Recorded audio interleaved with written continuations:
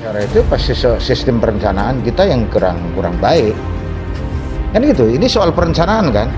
Direncanakan, kemudian dibahas bersama-sama di DPRD menyetujui, kemudian dilaksanakan.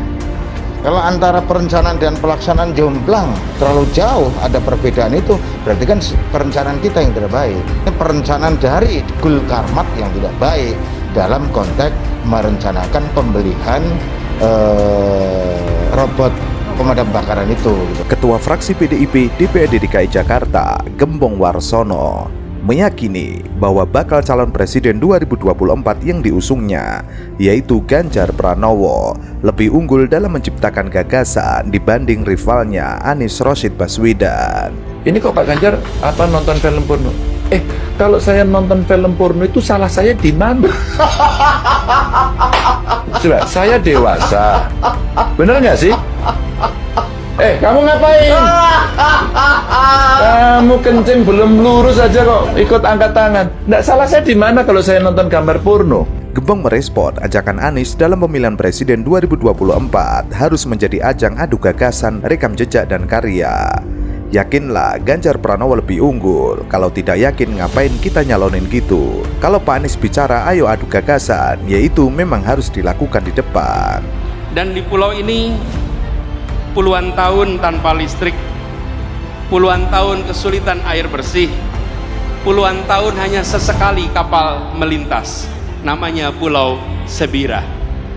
Bila kita menyaksikan Jakarta hanya sebagai urusan daratan, maka tempat ini akan terus-menerus dibiarkan.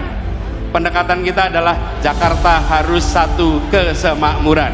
Apa yang terjadi? Dibangun pulau itu, dikirimkan pesan kepada semua 11 pulau yang berada di luar daratan Jakarta. Mereka sekarang kini semua menikmati listrik lengkap, air bersih lengkap, akses kesehatan lengkap, akses pendidikan lengkap. Gembong mengatakan saat ini bukanlah era lip service atau mengunggulkan diri lewat bicara saja, melainkan tindakan yang sesuai dengan harapan masyarakat. Sehingga ia berharap pemimpin tidak memberikan harapan kosong pada warga. Kita adu gagasan yang rasional saja, bukan sekedar gagasan yang hanya di awang-awang yang sulit diimplementasikan ke depan, karena republik ini sangat besar. Jangan juga sekedar memberikan angin surga tapi dalam pelaksanaannya sulit untuk dilaksanakan. Gembong turut mengomentari mengenai pernyataan Anies yang menyebut ia memiliki rekam jejak yang baik selama menjadi Gubernur DKI Jakarta 2017-2022. Gembong menyinggung tentang berbagai program Anies saat menjabat sebagai Gubernur DKI Jakarta yang banyak tidak realistis. Ia mengajak masyarakat menguak memori-memori yang diingat selama Anies memimpin DKI Jakarta. Gembong menyebut PDIP sendiri pada akhir kepemimpinan Anies sudah merilis mengenai evaluasi janji kampanye satu persatu. Gembong mengungkapkan saat ini ada harapan warga Jakarta yang sangat besar ditumpukan kepada Anies karena program yang ditawarkan begitu menarik. Namun yang menarik secara aturan menurutnya sangat sulit direalisasikan. Contoh ketika Anies menyampaikan soal keberpihakan kepada rakyat kecil atau miskin, misalnya menawarkan program DP 0 rupiah. DP 0 rupiah ditujukan kepada siapa? Ya memang kepada rakyat miskin, menarik itu. Tapi apakah itu bisa diimplementasikan di lapangan? Ke atas. Jadi DP 0 rupiah ini untuk warga Jakarta khususnya itu sangat membantu. Ya, yang tadinya tidak punya atau tadinya mengontrak, jadi tidak punya tempat tinggal di sini sangat membantu sekali. Saya rasa ini dulu paling bagus ini program gubernur ya terutama ya, itu sangat bagus sekali. Selain hal itu, Gembong juga mengungkapkan janji Anies dalam hal ketersediaan lapangan pekerjaan di ibu kota. Melalui program OKOC, Anies tidak bisa mewujudkan janjinya karena tidak berhasil menjangkau target menciptakan lapangan kerja.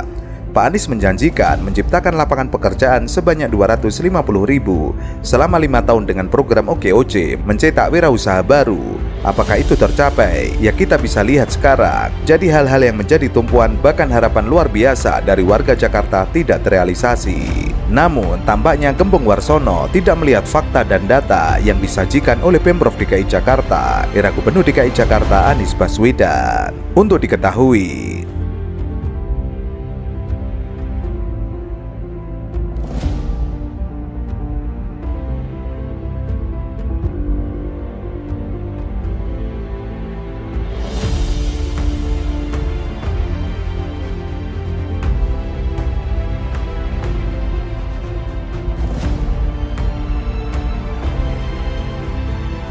Ya, kampus UGM itu bukan tempat kuliah, itu tempat hidup. Karena gini, rumah saya itu hanya 500 meter dari kampus. SD saya itu berada di lingkungan kampus UGM, di dalam perumahan dosen. Namanya SD Laboratori. Atau kalau dulu namanya kalau di Jogja namanya SD, waktu itu SD Laboratori 2, IKIP Jogja. Itu di dalam komplek itu. Saya bermain sehari-hari dari kecil itu dalam lingkungan kampus. Kemudian saya sampai akhirnya kuliah di Gajah Mada. Dan pengalaman kuliah, ya persis seperti dibilang tadi, bahwa pengalaman kuliah aktif organisasi memperluas betul pengalaman, pengetahuan yang hari ini saya syukuri sebagai satu akumulasi pengalaman yang nggak bisa digantikan. Sebelumnya saat ia mengisi kajian Ramadan, Anies diperebutkan banyak orang. Dalam rangkaian ibadah tarawih di Masjid UGM, Anies memberikan ceramah bertemakan menjadi manusia bernilai menyongsong Indonesia, memimpin dunia. Anies dalam kesempatan itu sempat berbagi pengalaman dan kinerjanya membangun provinsi yang ia pimpin, termasuk salah satunya memprioritaskan infrastruktur untuk pejalan kaki dan menciptakan ruang ketiga atau tempat interaksi bagi warga di antara ruang pertama dan kedua.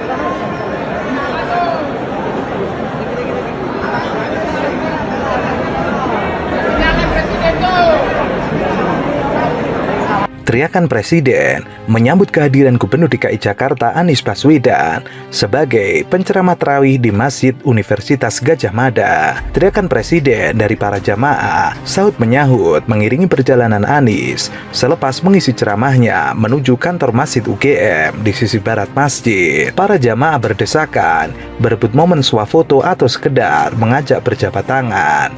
Tidak sedikit dari para jemaah yang kemudian saling gencet. Anies sambil menebar senyum terlihat meladeni para jamaah bersuah foto dan bersalaman. Presiden, presiden, presiden, seru para jamaah yang berada di sana. Saking sesaknya, bahkan petugas keamanan harus mendirikan barikade membuat jalur Anies dari area tengah menuju kantor Masjid UGM. Di lokasi masjid ditemukan pula banner bertuliskan Relawan Nasional Sobat Anies Baswedan Kabupaten Klaten. Dalam rangkaian ibadah tarawih di Masjid UGM, Anies memberikan ceramah bertemakan menjadi manusia bernilai menyongsong Indonesia, memimpin dunia. Anies dalam kesempatan itu sempat berbagi pengalaman dan kinerjanya membangun provinsi yang ia pimpin,